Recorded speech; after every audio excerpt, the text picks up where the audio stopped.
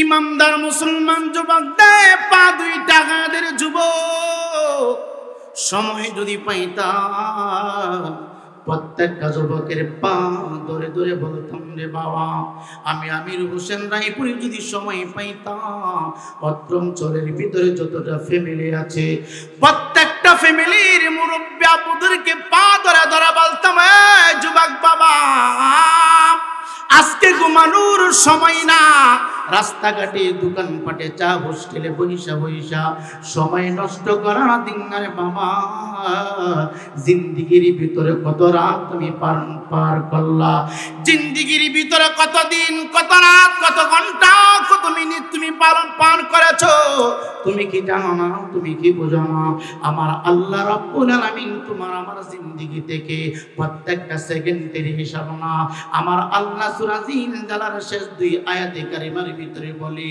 আমি আল্লাহ রাব্বুল আলামিন প্রত্যেকটা বান্দা বান্দির কাছ থেকে যারা যারা করে হিসাব নিব ইমানদার মুসলমান যুবক বন্ধুরে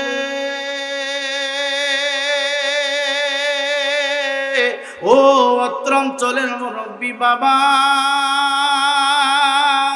আজকে রাত্রটা কিন্তু সাধারণ রাত্র না আজকে রাত্র কিন্তু জুমার রাত্র রে বাবা এই ইমানদার মুসলমান যুবক আজকের এই মাহফিলের রাত্রটা অন্য দিনের মতো না রে আজকের এই রাত্রটা জুমার রাত্র জুমার দিন আগামীকাল জুমার দিন জুমার আগে রাত্রটাকে আল্লাহ রাব্বুল আলামিন এত বরকত দিয়েছেন এত আজমত দিয়েছেন রে বাবা প্রত্যেকটা জুমার দিনে অত্র অঞ্চলের জমিনে নিচে যত কবরবাসী আছে রে বাবা প্রত্যেকটা কবরবাসীকে আমার আল্লাহ ছেড়ে দেন প্রত্যেকটা কবরবাসীকে আমার আল্লাহ মুক্ত করে দেন যাও বান্দা যাও যাইয়া দেখো তোমার ফ্যামিলির কোন মানুষ তাহাজ্জুদের মুসল্লায় দাঁড়াইলো কিনা তোমার ফ্যামিলি থেকে কোন মানুষ কুরআনে কারীম তেলাওয়াত করে কিনা তোমার ফ্যামিলির কোন মানুষ তাসবিহ পাঠ করে কিনা রে হে যুবক ভাই যদি আমি আর তুমি দেখি না আল্লাহর ইজ্জতের কসম করে বলি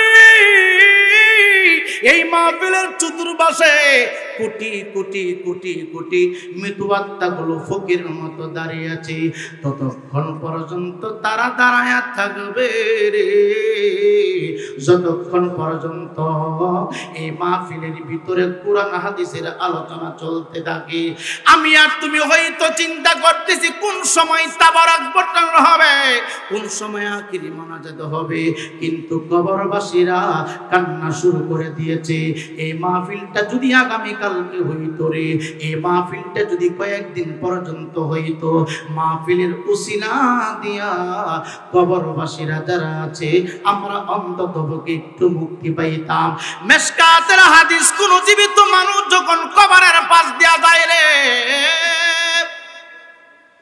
কোন জীবিত মানুষ যখন কবরের পাশ দিয়া যায় মৃত্যু বান্দাগুলি জীবিত বান্দা বান্দীদেরকে ডাক দে বলে দাঁড়াও দাঁড়াও একটু দাঁড়াও এই পথিক একটু দাঁড়াও কবরের ভিতরে আমি বড় অসহায় আমি বড় বিপদে আছি আমার জন্য একটু মাগফিরাত কামনা করে যাও আমার জন্য একটু আল্লাহর দরবারে দোয়া করে যাও ইমানদার মুসলমান যুবক কষ্ট হইল বৈশা থাকবা কারণ আজকে রাত্রটা নাজাতের রাত্র আজকে রাত্রটা বরকতের রাত্র রে বাবা আজকে রাত্রটা হলো জুমার রাত্র আর জুমার কথা আমার আল্লাহ রাব্বুল আলামিন বলে ইয়া আইয়ুহাল্লাযীনা আমানু ইযা নুদিয়া লিস-সালাতি মিন ইয়াউমিল জুমআতি ফাসআউ ইলা যিকরিল্লাহি ওয়া যারুল বাঈ চিৎকার দিয়ে কি সুবহানাল্লাহ বলা যাবে না আগামী কালকে যেহেতু জুমার দিন 5টা মিনিট জুমার নামাজের একটু বক্তব্য শোনায়া দিয়া যায় তারপরে আমি আমার মাহফিল কমিটির নির্ধারিত বিস্তারিত বিষয়টা যতক্ষণ আপনারা থাকেন ততক্ষণ ইনশাআল্লাহ বলবো, বলেন আমিন। আরো জোরে বলেন না আমিন। নিজেকে মুসলমান দাবি করি, মসজিদে আজান হয় ঘুমাইয়া থাকি। নিজেকে মুসলমান দাবি করি, জোহরের টাইমে মসজিদে আজান হয় আমরা টিভির পিকচারের সামনে বসে থাকি। নিজেকে আশিক রাসূল দাবি করি, জুমার দিন বারান্দায় নাই, জুমার দিন মসজিদে নাই, জুমার দিন ঘরে বসে থাকি। তুমি কি জানোনি কোন মুসলমানের সন্তান যদি ইচ্ছা করে দুনিয়ার উন্নতি করার জন্য, দুনিয়ার লাভ লস বোঝার জন্য রে বাবা, এক এক করে 3টা জুমা ছেড়ে দে, এই মানুষটার মুসলমান থাকে না, মুসলমান থেকে তার নামটা কেটে দেওয়া হয়। জিন্দেগির ভিতরে হাজার হাজার প্রোগ্রাম শুনলাম, 1 লক্ষ টাকা দিয়ে বক্তালাম, ওলি আল্লাহদের ঘটনা শুনলাম, কিন্তু একটা দিন চিন্তা করলাম না 60 বছর ভিতরে কয় ওয়াক্ত নামাজ আমি কাজা করেছি, 70 বছর ভিতরে কয়টা জুমা আমি ছেড়ে দিয়েছি। এ যুবক ভাই রে, কষ্ট দেওয়ার জন্য বলি না, পায়ে 2টা হাত দিয়ে বইনা যায়। জিন্দেগির ভিতরে অতীতে যদিও কাজা করে ফেলি, আগামীকাল থেকে আর জুমার দিন জুমার নামাজ কাজা করব না। তুমি কি জানো তোমার এলাকার জামে মসজিদ আজান হওয়ার আগে 7ম আসমানের উপরে একটা মসজিদ আছে রে বাবা, যার নাম বলা হয় বাইতুল মামুর। চিৎকার দিয়ে বলেন সুবহানাল্লাহ। আরো জোরে বলেন না। আপনাদের অসুবিধা হচ্ছে, কষ্ট হয়। আমি কিছু কথা বলবো, সামাজিক জীবন, পারিবারিক জীবন, রাষ্ট্রীয় জীবন, যেই কথাগুলি অতীব জরুরি। এই মিয়া তুহুর ছাত্রুল ঈমান, পবিত্রতা কি হুজুর? ঈমানের অঙ্গ। এখানে যতগুলা ব্যক্তি আছেন, আমার তো মনে হয় 60% মানুষ প্রস্রাব করে ঢিলা নেন না। তাহলে আপনার ওলির কাহিনী শুনে লাভ হইব কি? কথা কন না, হ্যাঁ জোরে কন না। আমার তো মনে হয় 70% মানুষ আপনারা পায়খানা করার পরে ঢিলা ব্যবহার করেন না। তাহলে আপনার ওলির কাহিনী শুনে লাভ হইবে কি? কি কষ্ট পাইতেছেন, রাগ করতেছেন মনে হয় না যে হুজুর ওইটাই কি শুরু করলেন? দাওয়াত দেন না দেন অসুবিধা নাই, আল হাক্কু মুররুন, হক কথা বলতে হবে। রিজিক ফায়সালা করার মালিক কে? আমি কোনো বাবারে তেল মাইরে আওয়াজ করি না, আমি আপনাকে তেল মেরে ওয়াজ করবো এই আলেম আমি না। আমার দাওয়াত দেন না দেন এটা আপনার ব্যক্তিগত বিষয়, কিন্তু যেটা হক এটা আমি হক বলবো। আমি কালাকে কালা বলি, সাদাকে সাদা বলি, এটা আপনার ভালো লাগতে পারে না লাগতে পারে। আরে ওলি আল্লাহদের পায়ের ধুলি আমাদের মাথার তাজ। কিন্তু বাংলাদেশের ভিতরে কিছু ভণ্ড আছে, বাটপার আছে, নিজেকে পীর দাবি করে, নামাজ পড়ে না, মহিলাদেরকে পর্দার কথা বলে না, যুবকদেরকে মা বাবার খেদমতের কথা বলে না, এমন ভণ্ড আছে না ভাই। এদেরকে সমাজ থেকে বয়কট করতে হবে, না হয়তো সুন্নি জামাত টিকবে না, সুন্নি জামাত থাকবে না। এই আলেম ভাইরা দ্রুত এই ভণ্ডদেরকে চিনান সমাজের মানুষকে। কথা বলেন ঠিক না বেঠে? এই ভণ্ডরা আমার আল্লাহওয়ালাদেরকে কলঙ্ক করতেছে। যারা কই নামাজ লাগে না, রোজা লাগে না, যারা কই মসজিদ লাগে না, যারা কই আলেম ওলামা লাগে না, এইগুলি পীর না, এইগুলি পীর নামে বাটপার হয়ে সাধারণ মানুষের ঈমান নষ্ট করতেছে। কথা বলেন ঠিক না বেঠে? এই ভণ্ডদেরকে উদ্দেশ্য করে আজকে গোটা বাংলাদেশের আনাচে কানাচে আসল আল্লাহওয়ালাদের মাজারগুলি ভাঙতেছে। কথা বলেন ঠিক না বেঠে? কুত্তাসার মাজার আছে, আপনারা জানেননি? জানেননি আপনারা? ব্রাহ্মণবাড়িয়া জেলা নবীনগরের ভিতরে কুত্তাসার মাজার। কিসের মাজার? কথা বলেন না কেন? জি জি সোনাকান্দা। তারপরে কুমিল্লা আছে, পীরের নাম বিরি বাবা। কি বাবা? বড়ুয়া থানার ভিতরে পীরের নাম কি? কথা বলেন না। যদি মিথ্যা হয় আমার জিব্বা কেটে দিবেন, আপনি চার্জ দেন নেটে, বিরি বাবা লেখা। নাম কি? কথা বলেন না কেন? বিরি বাবা। আপনি তার দরবারে গেলে আগে আকিস বিরি করে দিন। বলেন এই সমস্ত পীরের কারণে আসল পীরের বদলাম। তাহলে এদের আস্তানা ভাঙার দরকার আছে না নাই? এই কথা বলেন আছে না নাই? এদেরকে টার্গেট করে এই দেশে যারা ইসলাম প্রচার করলো, এই দেশে যারা কালিমার পতাকা আকাশচুম্বী করলো, তাদের দরবারে আঙ্গুল তুলতে সাহস পায়। এর জন্য আগে ভণ্ডদেরকে ঠিক করতে হবে, ভণ্ডদেরকে বাংলা জমিন থেকে, চট্টগ্রাম থেকে তাড়াতে হবে। ঠিক না বেটে? বন্ডদেরকে যদি তাড়ানো হয় তাহলে আসল আল্লাহ ওয়ালাদের দিকে আর চোখ তোলার মতো ক্ষমতা থাকবে না। এজন্য আমরা যারা আসি মাঠে ময়দানে, আমরা যারা কথা বলি, আমরা বন্ডদেরকে চিনাবো, আমরা বন্ডদেরকে চিনাবো। কোন কোন কাজ করলে বন্ড হয়, কি করলে বন্ড হয়। মাদ্রাসার বারান্দায় যাই না, সে পীরে কামেল হয়ে গেছে। আসেন এমন পীর? কথা কেন আসেনি? মাদ্রাসার বারান্দায় কোনোদিন যাই নাই, সেই পীরে কামেল, সে কি হয়ে গেছে? পীরে কামেল হয়ে গেছে। অথচ পীর মুরিদের মধ্যে হুজুর গাউসে পাক সিরুল আসরার কিতাবের ভিতরে বলছেন, পীরের মধ্যে 12 দল হবে, 11 দল যাবে জাহান্নামে, একটা থাকবে জান্নাতে। এই মেয়ে, আপনি মানুষকে মুরিদ করলে ওই পরিমাণ যোগ্যতা আপনাকে থাকতে হবে। জালালাইন শরীফ আপনাকে নিজে পড়তে হবে, অপরকে পড়ানোর যোগ্যতা কি থাকতে হবে, তাহলে আপনি মানুষকে মুরিদ করতে পারবেন। এখন মাদ্রাসার বারান্দাও যায় না, হ্যাঁ নামে লাগে ফিরে কামাইল না। হয়তো এই কথাগুলি আপনারা কিভাবে নিচ্ছেন আমি জানি না। শুধু আমি এই কষ্টে দুঃখে বলছি, আজকে বন্ডদের কারণে আসল আল্লাহ ওয়ালাদের মাজার আক্রমণ হচ্ছে। আজকে বন্ড পীরের কারণে আসল ওলিদেরকে গালি দিচ্ছে। আজকে বন্ড আলেমের কারণে আসল আলেমকে গালি দিচ্ছে। কথা বলেন ঠিক কিনা? যেন আসুন আমরা সবাই এক হয়ে, আমাদের সমাজে যদি কোনো বন্ড থাকে, আমার এরিয়ায়, আমার থানায়, আমার এলাকায়, আমার ইউনিয়নে যদি কোনো বন্ড থাকে, আমরা সবাই একত্রিত হই, বন্ডদেরকে সমাজ থেকে প্রতিহিত করি, বন্ডদেরকে তাড়াই। কথা বলেন ঠিক কিনা? আল্লাহ আমাদের সকলকে সহি বুঝ দান করুক। জোরে কোন আমিন। সকলে একটু দুরূদ শরীফ পড়েন। আল্লাহুম্মা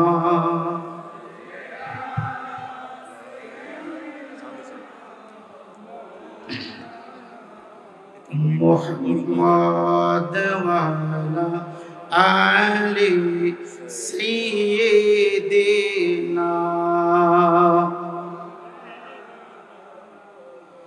ইমানদার আর মুসলমান শুনো, হক আর বাতিল পূর্ব ছিল রে বাবা। 1450 বছর আগে হক বাতিল ছিল। আমার নবী 40 বছর আগে কিন্তু দিন প্রচার করেন নাই। 40 বছর পরে আমার আল্লাহ রাব্বুল আলামিন যখন এই আয়াতে কারিমা নাজিল করলেন, আমি আমার মূল টার্গেটের দিকে ঢুকে যাচ্ছি।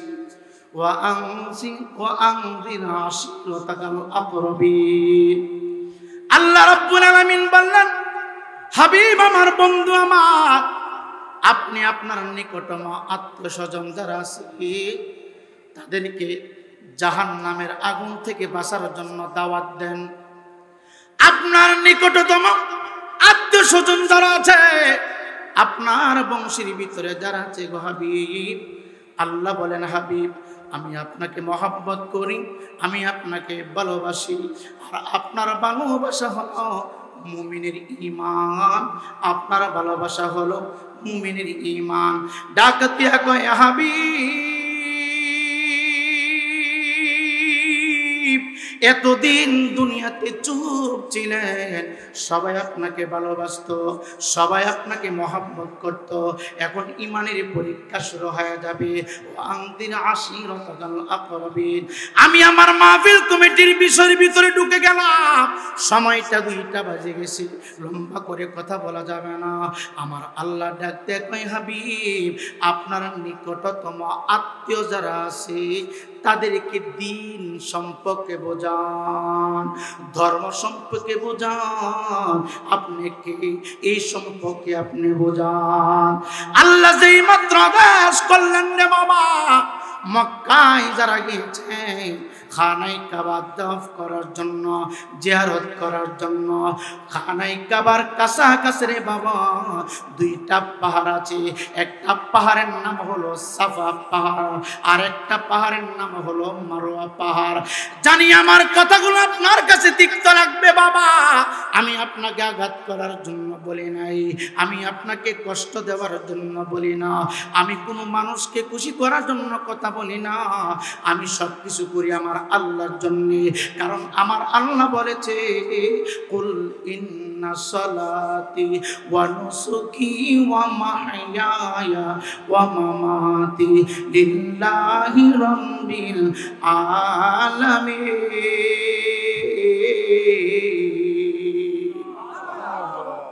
যুবক ভাই, আমি কোন পীরকে খুশি করার জন্য ওয়াজ করি না, কোন পীরের মুরিদকে খুশি করার জন্য আমি ওয়াজ করি না, হ্যাঁ কোন আলেমকে খুশি করার জন্য ওয়াজ করি না। আমি যদি কাউকে গালি দেই আল্লাহর জন্য দেই, আমি যদি কোনো কথা বলি আমার আল্লাহর জন্য বলি। কারণ আমার আল্লাহ কয়, হাবিব আপনি জানিয়ে দেন আপনি যা কিছু করবেন সব আমার জন্য করবেন। এটা আমি বলি না, আমার আল্লাহ আমার কামলেওয়ালা নবীকে শিখিয়ে দিলেন। এই জন্য আমার নবী সাফা এবং মারওয়া পাহাড়ের উপরে চলে গেল। বাবা, একটা পাহাড়ের উপরে আমার নবীজি নুরানি কদম মুবারক দিতে দিতে পাহাড়ের উপর চূড়ায় আমার নবী দাঁড়ায় রইলেন। আমার নবী দাঁড়ায় রইলেন। আমার নবী সমস্ত কুরাইশ বংশের মানুষগুলোকে ডাক দিলেন, রে বাবা, দলে দলে দলে দলে সমস্ত বংশের মানুষগুলা সাফা এবং মারওয়া পাহাড়ের নিচে দাঁড়ায় আছে। আমার নবীজি উঁচু স্থানে দাঁড়ায় আছে। রে বাবা, সূরা লাহাব কেন আমার আল্লাহ নাজিল করল? উদ্দেশ্য কি, কারণ কি, এটার শানে নজুল কি? আমার আল্লাহ সূরা লাহাব কেন নাজিল করলেন? একটু গভীর মনোযোগ দিয়ে শুনুন, একটু আলোচনাটা শুনে যান।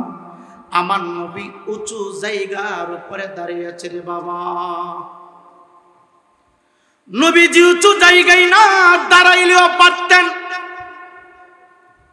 নবী নিচু জায়গায় দাঁড়াইয়া বক্তব্য দিতে পারত। তারপরে আমার নবীজি সাফা পাহাড়ের উপরে আমার নবী উঠলেন। আমার নবীজি ওঠার সময় একটু ক্লান্ত হয়ে গেল। আমার নবী চেহারা মোবারক থেকে টপ টপ টপ টপ করে বৃষ্টির ফোঁটার মতো গাম মোবারক গুলো ঝরছে। রে বাবা, আমার নবীজির শরীর মোবারক থেকে গাম মোবারক গুলো নিচের দিকে নামতেছে। কিন্তু খোদার কসম বাবা, আমি রাই করে গেমে গেলে আমার গাম থেকে দুর্গন্ধ হয়। আমি রাই করে গেমে গেলে বাবা গামের ফোঁটাগুলো টপ টপ করে জমিনের উপরে পড়ে, কিন্তু আমার নবীর শরীর মুবারক থেকে দুর্গন্ধ বাহির হয় না। আমার নবীর শরীর মুবারক থেকে মেশক আম্বরের চাইতে বেশি সুঘ্রাণ বাহির হইতেছে। চিৎকার দেখি সুবহানাল্লাহ বলা যাবে না? ইমানদার মুসলমান যুবক, নবী সাফা এবং মারওয়া পাহাড়ের উঁচু জায়গায় দাঁড়ানো। সমস্ত কাফের মুশরিকরা নিচে দাঁড়িয়ে আছে। দাঁড়িয়ে আমার নবীজির চেহারা মুবারকের দিকে তাকিয়ে আছে। একজন আরেকজনের দিকে আঙ্গুল ইশারা করে বলে, এই মানুষটা সাধারণ মানুষ হতে পারে না, এই মানুষটা কারো ক্ষতি করতে পারে না, এই মানুষটা কারো নষ্ট করতে পারে না, এই মানুষটা আমাদের মতো হতে পারে না। একজন আর একজনের দিকে আঙ্গুল তুলে এইভাবে মুখ ফুটাইয়া কথা বলে না, আঙ্গুলটা ইশারা দিয়া দিয়া তারা মনে মনে মনে মনে একজন আরেকজনের দিকে তাকায়া তাকায়া এই ভাব প্রকাশ করতেছে। যুবক ভাই, কে কোন পার্টি করো আমি জানতে চাই না, কে কোন পীরের মুরিদ আমি জানতে চাই না। হঠাৎ করে আমার নবী ডাক দিয়া বলে, এই কুরাইশ বংশের মানুষেরা শুনো, ও আমার বংশের মানুষেরা তোমরা শুনো। এতদিন আমি নবী চুপ, আমি নবী কোনো কথা বলে নাই, আমার জবান মোবারক চুপ ছিল, আমি কোনো আওয়াজ করে নাই।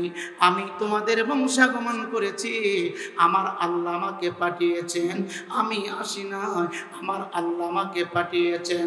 আজকে আমার আল্লাহ আমাকে আদেশ দিয়েছেন, ও আনদির আশিরাতাকাল আকরাবিন।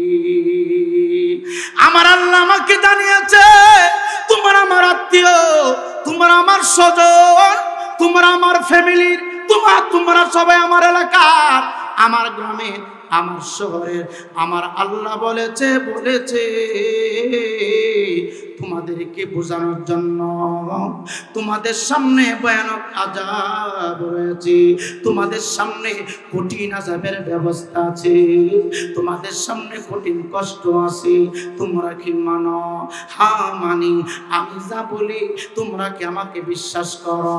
সমস্ত কাফেরের দলেরা ডাক দিয়া কইয়া হ্যাঁ আমরা সবাই তোমাকে বিশ্বাস করি, কারণ তুমি রহমাতাল লিল আলামিন। তুমি দুনিয়ায় আসার পর থেকে এই মুহূর্ত পর্যন্ত কোনোদিন ইচ্ছাকৃতভাবে জবান মোবারক খোলো নাই, কোনোদিন মিথ্যা বলা নাই। আমি আমির হোসেন নাই পড়ি সত্যের জন্য মিথ্যা বলি, আমি আমির হোসেন নাই পড়ি চাকরি বাঁচানোর জন্য মিথ্যা বলি। আমি ডবল টাইটেল করলাম, কোরআনের হাফেজ হইলাম, তাওরাত হাদিস কমপ্লিট করলাম, ক্ষমতার জন্য মিথ্যা কথা বলি। কিন্তু আমরা এমন একজন নবীর উম্মত হইলাম রে, দুনিয়াতে আসার পর থেকে উফাত মোবারক পর্যন্ত আমার নবী কোনোদিন মিথ্যা কথা বলে নাই, আমার নবী কাউকে কষ্ট দেয় নাই, আমার নবীজি কারো আমানত নষ্ট করে নাই। ডাক দিয়া কয় আমার বংশের মানুষেরা তোমরা কি আমাকে বিশ্বাস করো? হ্যাঁ বিশ্বাস করি। তোমরা কি আমাকে মানো? হ্যাঁ মানি। আমি যা বলি তোমরা কি তা মানবা? হ্যাঁ মানব। আমার আল্লাহ আমাকে বলেছে জাহান্নামের আযাবের কথা বলার জন্য তোমরা মূর্তি পূজা ছেড়ে দাও, লাত উজ্জার পূজা ছেড়ে দাও, আগুনের পূজা ছেড়ে দাও।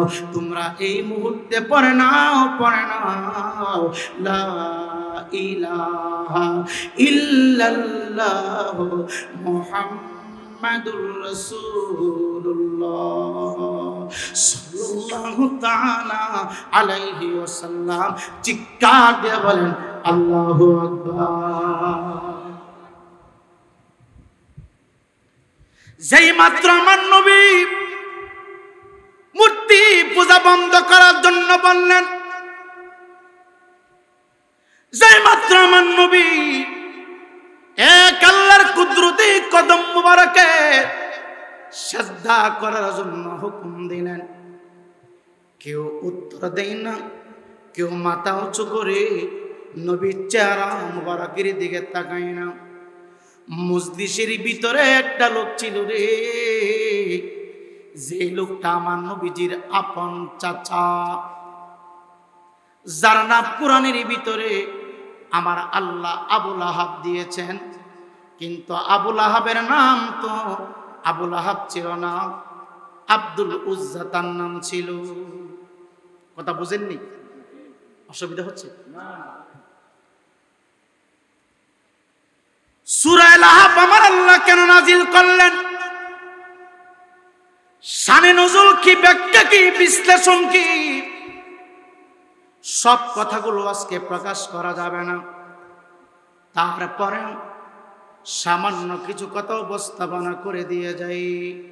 মুহাম্মদের নাম জপেছি বুলবুলি তুই আগে, তাই খিরে তোর কণ্ঠের গান, তাই খিরে তোর কণ্ঠের গান এত মধুর লাগে ওরে, এতই মধুর লাগে। মুহাম্মদের নাম জপেছিলি বুলবুলি তুই আগে, আমি যদি আরব হতাম মদিনারি পথ, যে পথ দিয়ে কদম দিত নূর নবী হাজরা, যে পথ দিয়ে কদম দিত নূর নবী হাজরা। কেউ কথা বলে না, সবাই চুপ। একজন মানুষ মাথা উঁচু করে, চোখ লাল করে, নবীর চেহারা মুবারকের দিকে তাকাইয়া আবার মাথাটা নিচু করে জমিন থেকে একটা পাথর হাতে নিল। হাতে নিয়ে আমার নবীজির চেহারা মুবারককে উদ্দেশ্য করে মারবে মারবে এমন একটা ভাব করলো, আর বলতেছে তাব্বাল্লাকা লিহাযা দাওতানা ইয়া মুহাম্মদ। মুহাম্মদ, তুমি এই জন্য বুঝে আমাদেরকে ডাকলা, তুমি ধ্বংস হও না কেন? মুহাম্মদ, এই উদ্দেশ্যে বুঝি ডাকছো? তুমি বলতেছো বাপ দাদার ধর্ম ছেড়ে দেওয়ার জন্য, মূর্তি ছেড়ে দেওয়ার জন্য, আগুনের পূজা ছেড়ে দেওয়ার জন্য। মুহাম্মদ, তুমি ধ্বংস হও না কেন? মুহাম্মদ, এই জন্য বুঝি আমাদেরকে ডাকছ? কেউ কথা বলে না। নবীজির আপন চাচা আব্দুল উজ্জা নবীর বিরুদ্ধে হাতে পাথর নিলেন নবীকে মারার জন্য। ইমানদার মুসলমান যুবক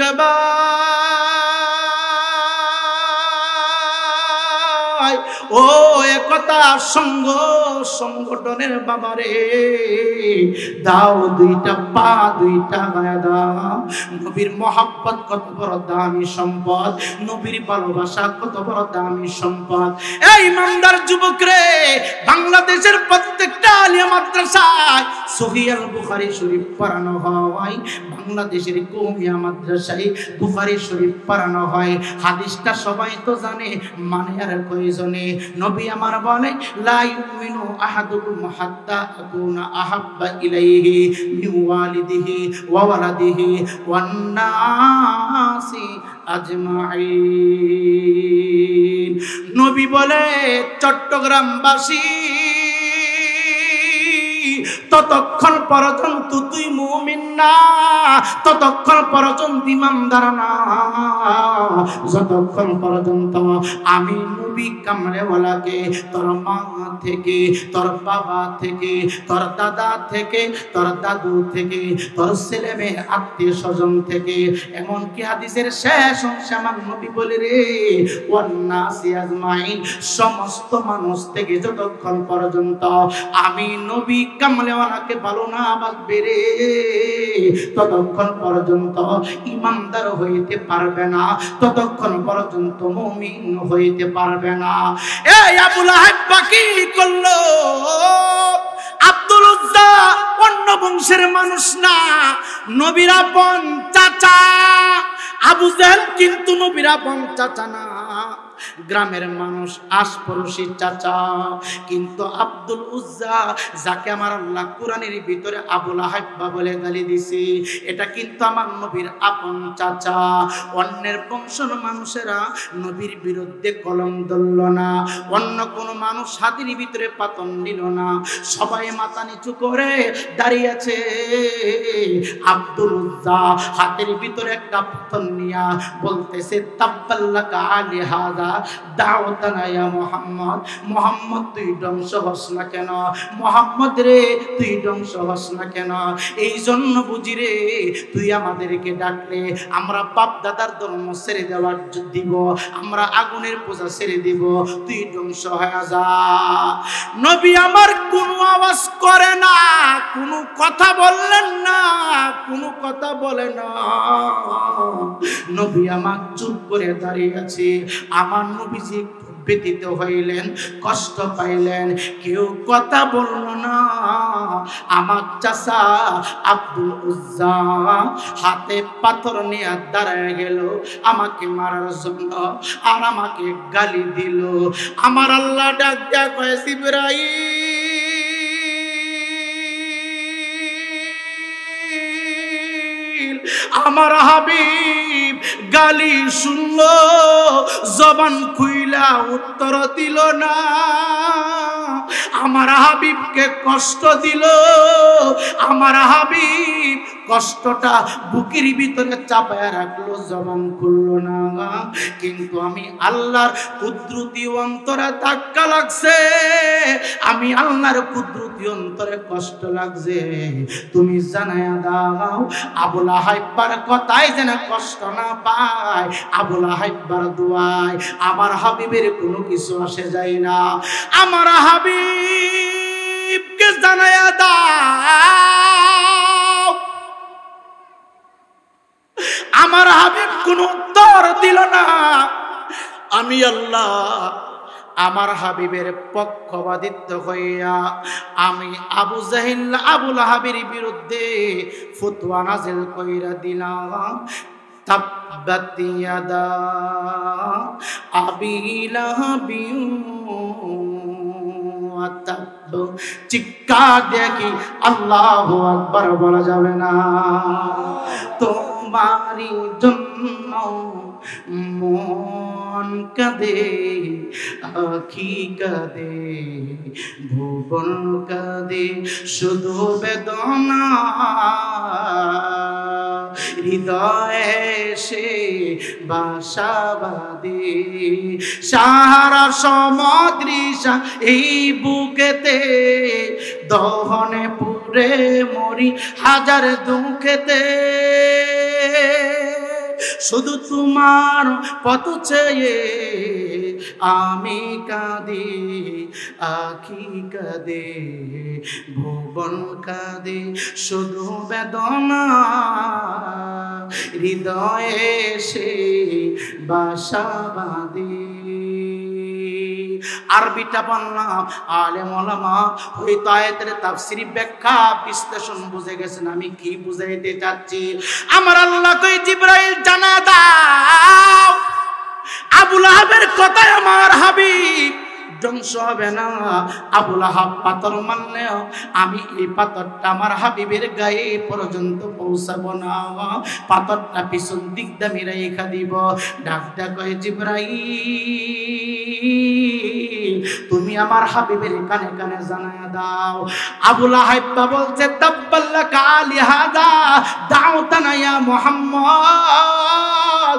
আবু লাহাব জিব্বা না পাক, আবু লাহাব জবান না পাক, আবু লাহাব সমস্ত বুড়ি না পাক। আর আমি আল্লাহ রব্বুল আলামিন পূর্ণ পবিত্র, আমি আল্লাহ আবু লাহাবের বিরুদ্ধে ফতোয়া নাযিল করলাম। তাব্বাত ইয়াদা আবি, ধ্বংস হয়ে গেছে। চিৎকার দেখুন আল্লাহু আকবার। ইয়াদুন বলে নাই, বলেছে ইয়াদা। কথা বুঝেন? অসুবিধা হচ্ছে? সমস্যা হচ্ছে না তো? আর কিছুক্ষণ চলবো? কথা হয় না, পিছন দিক দিয়ে বলেন না, বলেন ইনশাআল্লাহ। সবাই হাত দুটো উপরে উঠান তো। নারে তাকবীর, নারে রিসালাহ, নারে গাউসিয়া, আহলে সুন্নাতুল জামাত। চিৎকার দিয়ে কোন আমিন। আল্লাহ বলেছে তাব্বাত ইয়াদা, ইয়াদুন বলে নাই, একটার কথা বলে নাই, বলেছে কি ইয়াদা, দুটোই ধ্বংস হয়ে গেছে। কয়টা ধ্বংস হয়েছে? দুইটাই ধ্বংস হয়ে গেছে। দুইটা ধ্বংস হলো কেন ভাই? এই হাত নাড়ায় যখন আমার নবীকে গালি দিচ্ছে, বলেন তো এক হাত দিয়া ইটাল দিলে, এক হাত দিয়া যদি কাউকে বাড়ি দেন, এক হাত দিয়া যদি কাউকে আঘাত করেন, এই হাত নড়ে কিনা? কথা বলেন না, বুঝাইতে পারছি না মনে হয়। না এই ওয়াজ ঘুরাই দিতে বলছি, এই ওয়াজ ঘুরাই দিতে। আপনারা কোন ওয়াজ চাইতেছেন আমি জানি, একটু পরে চলবে ইনশাল্লাহ, অসুবিধা নাই। আপনারা যা চান তাই চলবে। মারে হতের গান তো, গান চলবে ইনশাল্লাহ। আল্লাহ কয় তাব্বাত ইয়াদা আবি লাহাব, ধ্বংস হয়ে গেছে। কি হয়ে গেছে? ধ্বংস হয়ে গেছে। একটার কথা বলে নাই, বলেছে দুটোই ধ্বংস হয়ে গেছে। আমার হাবিবকে বলে দাও ধ্বংস হয়ে গেছে। শুধু হাত ধ্বংস হয় নাই, তাব্বাত ইয়াদা আবি লাহাবি ওয়া তাব, সে নিজেও ধ্বংস হয়ে গেছে। দুই হাত তো শেষ হইলই, সেই নিজেও কি হয়ে গেছে? এক হাত দিয়ে যদি আপনি গাছের উপরে ঢিল মারেন, এই হাত দিয়ে কিন্তু শক্তি যোগাইতে হয়। কথা কন না? কি যোগাইতে হয়? শক্তি যোগাইতে হয়। আপনি ভাবেন না যে একজনে সুদ দিচ্ছে আর একজনই নিচ্ছে, আর আপনি মাঝখানে সাক্ষী, আপনার কোনো অপরাধ হবে না। একজনে খাচ্ছে আর একজনে দিচ্ছে, আর আপনি দেখতেছেন, সাক্ষী হইলেন, আপনি কিন্তু সমান পাপে পাপী হয়ে গেলেন। এক হাত দিয়া নবীকে ডিল মারার জন্য প্রোগ্রাম করলেন, ডিল মেরে দিলেন, এই হাতে শক্তি যোগাইছে। এর জন্য আমার আল্লাহ কয় তাব্বাত ইয়াদা আবি লাহাবিউ ওয়া তাব, হয়ে গেছে ধ্বংস। ঘোষণাটা কার? জোরে বলেন কার? যেই মাত্র আল্লাহ ফতোয়া নাজিল করছে, বলেন আবু লাহাবের মাথা গরম না নরম? কথা বলেন না কেন? নরম না গরম? গরম। আল্লাহ যখন বদদুয়া করলো, আল্লাহ যখন ফতোয়া নাজিল করছে, আবু লাহাবের মাথা একবারে গরম। শুধু তাই না তো, পরের আয়াতে কারিমার ভিতরে পরে বলছি কেমন গরম হয়েছে দেখেন। গরম হইয়া এই মজলিস থেকে দৌড়ায় বাড়িতে চলে গেছে। আবু লাহাবের 3টা সন্তান ছিল। জোরে বলেন কয়টা? 3টা। উতপা উতাইবা সাহেব 3টা সন্তান ছিল। 2টা সন্তান আমার নবীজির কুলিজার টুকরা 2টা কন্যাকে বিবাহ করেছিলেন তৎকালীন যুগে। উম্মে কুলসুম এবং বিবি রুকাইয়া, 2 জনকে বিবাহ করেছিলেন, উতপা উতাইবা। আমি কিন্তু সরাসরি একবারে কোরআন থেকে কথা বলছি। এখানে আলেম উলামা আছে, যেহেতু আমাকে এই সাবজেক্টটা দেওয়া হয়েছে আমাকে এটা, আর সাবজেক্ট অনুযায়ী কথা বললে একটু সকাল সকাল দিতে হয়। ভাই, আবু লাহাবের মাথা এত গরম হয়েছে, বাড়িতে যাইয়া একবারে এত মেজাজ গরম করছে, তার সন্তানদের দিকে ডাক দিলেন, আমার সন্তানের আসো, আমার সামনে আসো। তো উতাইবার একটু রাগ বেশি ছিল, ডাক দেয়া কই, বাবা এত পাগলামি করতেছেন কেন? মুহাম্মদের প্রভু একটু আগে আমার উপরে ফতোয়া নাজিল করছে, যদি তোমরা আমার কথা মানো, যদি তোমরা আমার সম্পত্তির অধিকারী হতে চাও, তাহলে আমার কথা তোমরা মানতে হবে।